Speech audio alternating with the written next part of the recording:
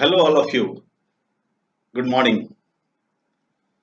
Thank you for your like and for your subscription. Please keep watching my video. My video will surely enrich you, and it's my effort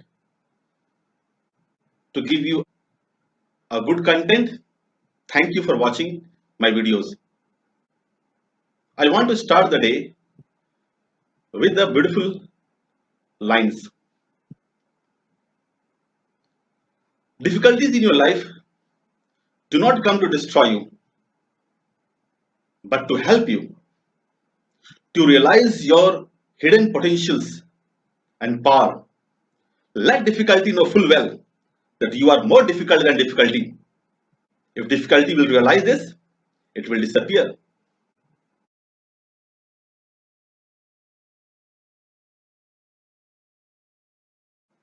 Last video, I taught you about the unitary features of the government.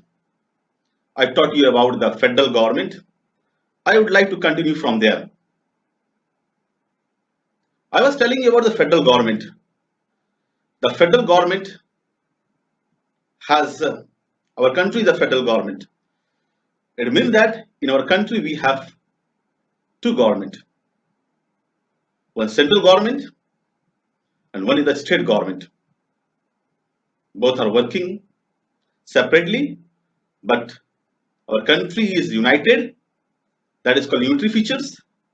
And unitary features, I taught you about the single citizenship. I told you about the single constitution. I told you. Now I will continue my video. Now one more features is there that unites the country, that binds the country together, and that is the strong central government we have. The government, the central government is very, very powerful, very strong. All 28 states are there. They're independent. But the central government is very powerful. If question is asked, how we can say that central, the union government is having tremendous power in them. They are more powerful. How we can say? We can say, first point we can give the answer. The central government is very powerful. We have a strong center. We can say because the center can make law on 97 subjects which are there in the union list. 97 subjects they make the law. Now what do you mean by subjects? Subjects means the item. Subjects means the topic on which they can make the law. For example, the defense of the country, the foreign affairs, trade, aviation, railway, postal services, currency. All these are the subjects. Like this, there are 97 topics are there. And all these topics are very important. This topic decide the future of the country.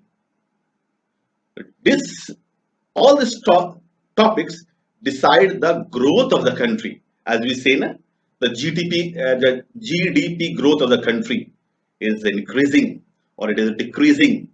The progress of the country, because central government is very strong. The banking is there in the central government. Central government, war, peace, they can declare atomic energy. There are subjects like this on which the central government can make the law. State government can make the law on 67 subjects. State government, for example, Uttar Pradesh government is there. They can make the law on the 67 subjects. All the states can make on these topics. The topics like police, like you've seen the police now wearing Uttar Pradesh police, MP police, Maharashtra, West Bengal. The police is a subject of the state government. Law and order, all the civil servants, the ICSE officers, all are answerable to the state government. The public health, for example, we have the government hospitals, the government dispensaries, the healthcare centers we have, all are the subjects of the state government. The subjects are there, for example, irrigations, all these subjects are in the state list. They will make the rules on this topic. There are 47 subjects are there which are there in the concurrent list. Now all these 47 subjects are the subject on which both center as well as state can make the law. Both can make the law, center and state. But one question comes that if there is a conflict between central government and the state government regarding that particular topics which are there in the concurrent list, let me tell you that topic like education, we have educational department are there, CBSE boards are there, we have our own government schools, universities and colleges are there. The education is a concrete list subjects, both makes the law. Labor welfare, like we have heard about Manrega, we have heard about the minimum wages for the laborers. The labor welfare is a department of concurrent list. Both can make the law, central government as well as the state government. Wildlife, forestry, price control, crime, all these are the topic of the state as well as central government. Both can make the law on this topic. But one thing is that if there is a conflict between the center and the state regarding the subject, means suppose a rule is made on labor welfare by the state government and central government has made a alternative law, a different law they have made, state different law and center different law on the same topic, then at that time the law which is made by the central government will prevail and the state government will lapse, will not continue. This says that all the subjects which are there in the concurrent list, that is also under the central government. Means altogether if you add 97, 47, 97 in the union list, central makes the law. 47 subjects in the concurrent list, that also central can make the law. Altogether they are making law on the 144 subjects and states are making only on the 67 subjects. But one thing more, let me tell you, all these 67 subjects which are there in the state list, central can make law even on that topic. They can make the law. Two conditions are there when the central government, union government, parliament can make the law on the state list subjects. They are when there is emergency in the state, like we have seen the Jammu and Kashmir. Emergency was there. Afterwards, we have removed the articles. If emergency is there, government dissolves of that house, or in that case, all the 67 subjects which are there under emergency in the president's rule of the state is there. All the 67 subjects will be made by the union government. Central government they can make under difficult circumstances they can make. Now one more is then when there is no emergency, when there is a normalcy in the state, even in that condition the central government can make the law on the state list subjects. When they can make the law?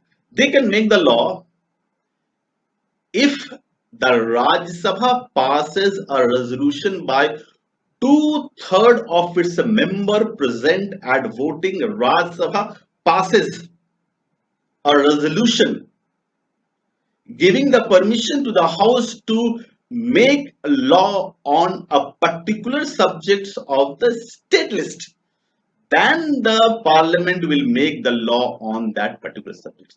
Permission is granted by the Rajya Sabha.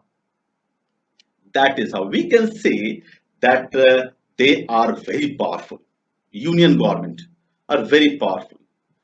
They can make the law on all the subjects they can make them. Now, there is one residual power is there.